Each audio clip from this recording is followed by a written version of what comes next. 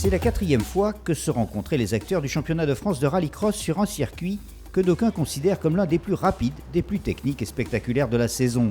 Pour nous en faire la démonstration, nous avons demandé à Mathieu Trévian de nous embarquer à bord de sa Sirocco pour une petite visite guidée.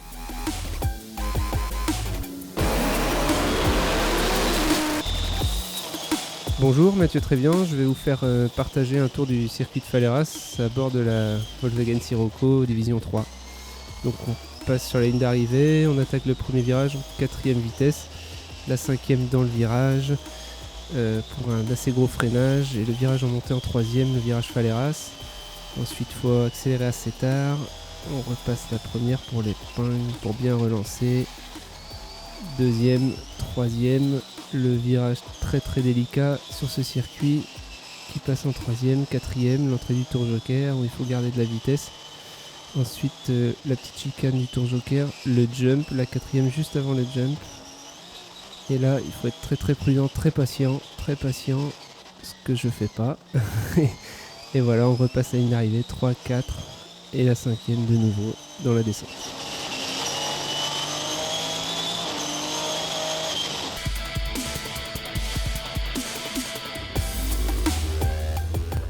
Voilà, le décor est planté, maintenant on va voir ce qui s'est passé sur ce magnifique circuit girondin et on commence par le supercar avec la venue d'invités de marque avec le pilote belge du WRC François Duval et le vice-champion de France 2014 Jean-Baptiste Dubourg, parti cette année tenter l'aventure en championnat du monde. Et d'entrée, François Duval se montre le plus rapide avec sa Peugeot 208 préparée par Paillet Compétition. Il remporte les 2 manches qualifs de la première journée devant à chaque fois Jean-Baptiste Dubourg et sa Citroën C4.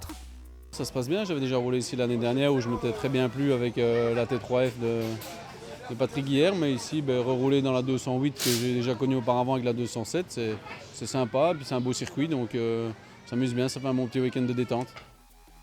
Derrière Duval et Dubourg, le mieux placé des pilotes nationaux s'appelle Fabien Chanoine, une 3e place provisoire conforme pour l'instant à ses ambitions du week-end. Vu le niveau qu'il y a en supercar ce week-end, il va falloir vraiment marquer des gros points et essayer d'être sur le podium. Là, par exemple, aux essais, on est les 10 premiers en 1 seconde. Donc ça roule très fort. Donc l'objectif sera de finir son podium pour marquer des gros points. La journée du lendemain démarre sur le même rythme, avec toujours François Duval et Jean-Baptiste Dubourg aux avant-postes. L'un et l'autre vont terminer en vainqueurs dans leurs demi-finales respectives. C'est donc sans surprise qu'on les retrouve en première ligne au départ de la finale avec à leur côté la DS3 de Christophe Wild. Et c'est donc parti avec François Duval, nous sommes à bord de la Peugeot 208. Duval en tête, suivent dans l'ordre Wild, Dubourg, Chanoine, Adeline Sangnier et Julien Febvreau. Febvreau à la lutte avec Adeline.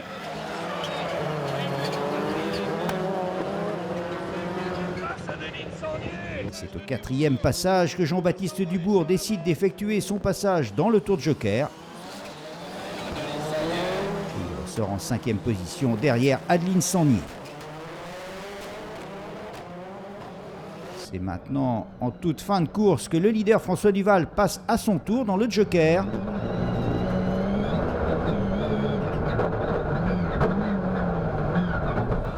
Conserve sa position, il garde sa première place, il franchit donc la ligne d'arrivée en vainqueur, victoire de François Duval devant Christophe Wild et Jean-Baptiste Dubourg.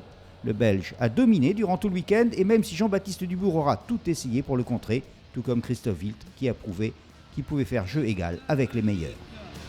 Ouais, le championnat, j'y pense pas, mais bon, ce qui est pris est pris.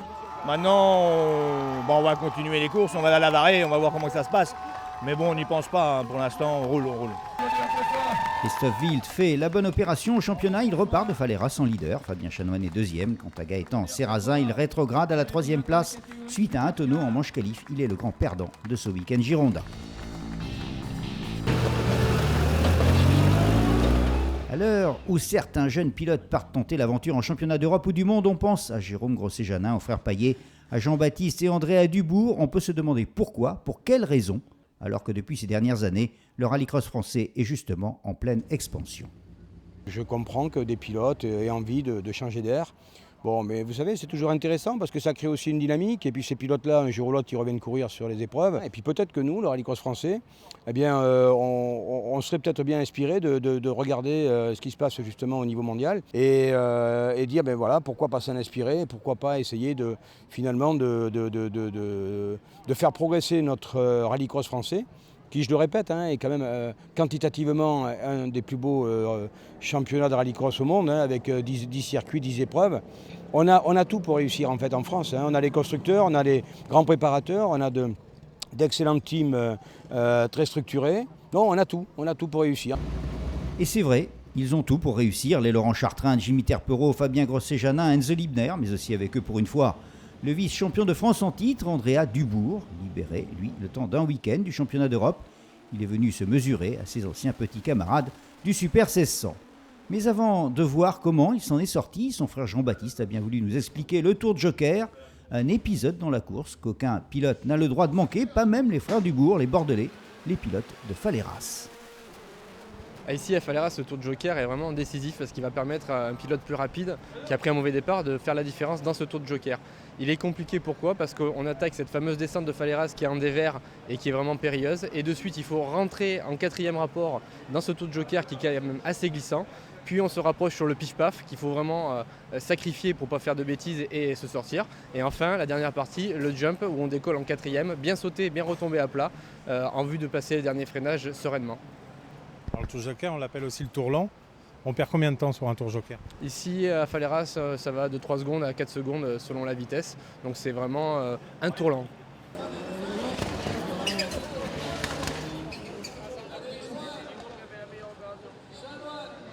Allez JB, à toi de jouer, allez. Quand dans la radio on entend la petite voix qui nous dit Joker, Joker. Voilà, donc on a des spotters qui sont autour de la piste, qui regardent un petit peu ce que fait la concurrence et qui nous envoient un petit peu directement dans ce Tour de Joker en fonction de celui qui est devant ou celui qui est derrière. C'est toute une stratégie. Est-ce que le pilote écoute toujours le spotter ? Pas forcément. Je sais que parfois il faut des fois prendre ses propres initiatives, ses propres choix et les assumer. Mais bon, c'est pas facile parce qu'on ne voit pas forcément derrière. Devant, on ne maîtrise pas tous les paramètres, donc il faut quand même l'écouter globalement. Là, c'est la course au Super 1600 et comme on s'y attendait, Andrea Dubourg est en première ligne au départ de la finale. Il est en compagnie de Jimmy Terpero et de Laurent Chartrain. Voilà, le départ est donné. Jimmy Terpero et Andrea Dubourg sont à la lutte et c'est finalement Andrea Dubourg qui a le dernier mot. Andrea Dubourg est le premier à passer dans le Tour de Joker et fort logiquement, il perd sa première place pour se retrouver en 3e position. Derrière Chartrain et Terpero. C'est maintenant Terpero, le leader, qui prend le tour lent. Mais son avance était largement suffisante et il ressort en tête. La course est donc jouée. Jimmy Terpero va l'emporter pour la 2e fois cette saison. La première, souvenez-vous, c'était un l'essai. Andrea Dubourg est 2e, Enzo Libner 3e. Et dans la catégorie des malchanceux, on retiendra la crevaison de Laurent Chartrain et le déclassement de Fabien Grosset-Janin. On va maintenant écouter le vainqueur. On écoute Jimmy Terpero. Je suis pas là pour le championnat, ça va en faire rire quelques-uns, mais moi je roule course par course et puis voilà. C'est les podiums que je veux le dimanche soir et puis s'il y a victoire, c'est que du plus. Jimmy Terpero occupe la tête du Super 1600, mais Chartrain, Libner et Grosset-Janin restent en embuscade. Les 4 hommes sont groupés en un écart de 12 points seulement.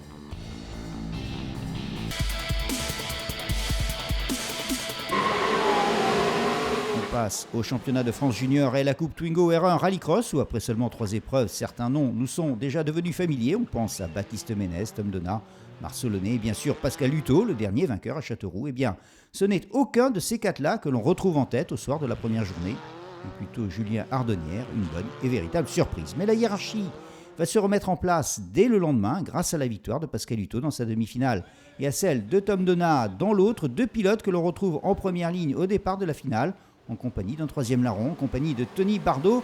Voilà, le départ est donné. Pascal Hutto est en tête, il est suivi de Tom Donat.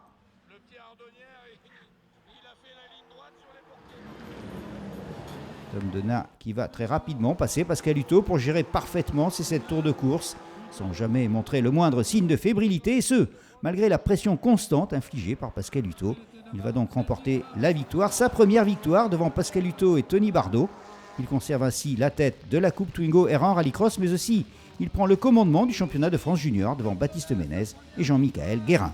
Toute première victoire de la saison et même en Rallycross, donc je suis content qu'elle arrive, c'est une bonne chose de faite. Chez les féminines, c'est Sandra Vincent qui s'impose à Faleras face à Sabrina Souchot et Coralie Moreau.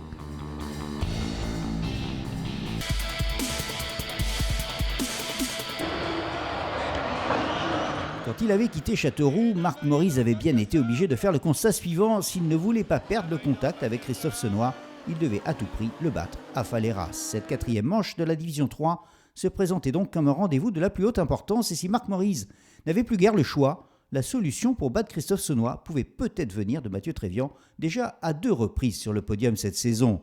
Mathieu Trévian qui s'imposait dans sa demi-finale face à Guy Moreton et Marc Maurice. C'est donc sans surprise que ces 3 pilotes se présentaient au départ de la finale avec Christophe Senoy comme adversaire à battre.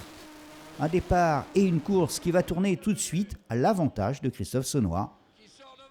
Une fois de plus, Christophe Senoy a surclassé ses adversaires, laissant Mathieu Trévian, Marc Maurice et Guy Moreton assurer le spectacle pour le gain de la 2e place. Et ce sera donc la victoire de Christophe Senoy qui passe sous le drapeau à damier avec plus de 4 secondes d'avance sur le trio Mathieu Trévian, Marc Maurice et Guy Moreton. C'est bien, vous commencez à mettre un peu de distance avec vos principaux concurrents au championnat.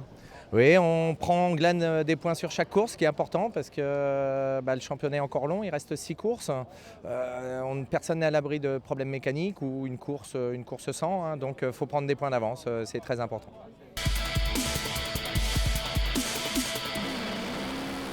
On enchaîne et on termine avec la Division 4 dans une finale où l'on retrouve en première ligne Sébastien Guillemot, Gilbert Philipponneau et Steven Lefrançois. C'est donc parti avec Steven Lefrançois qui a pris la tête. Sébastien Guillemot est dans ses roues alors que derrière, vous allez le voir, on va assister à un accrochage entre Anthony Paillardon et Gilles Lambert. Florian Zavatin en termine maintenant avec son tour de joker et il fait la bonne opération puisqu'il s'empare de la 2e place au détriment de Sébastien Guillemot. Lefrançois, Zavatin, Guillemot.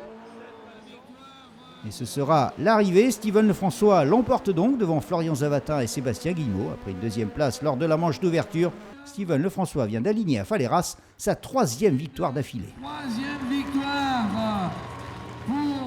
On a besoin d'autres victoires, puis on y prend goût. Hein, donc moi j'en veux d'autres maintenant, ça c'est clair. Donc je pense que mes concurrents ont hâte aussi d'en prendre. Donc voilà, je pense que ça donne une bonne suite au championnat, quoi. Steven Lefrançois a creusé l'écart au classement provisoire de la Division 4. Il compte maintenant 47 points d'avance sur Emmanuel Hahn. Il reste encore 6 rendez-vous à venir. Le prochain sera à La Varrée dans la Sarthe. En attendant, portez-vous bien. Salut!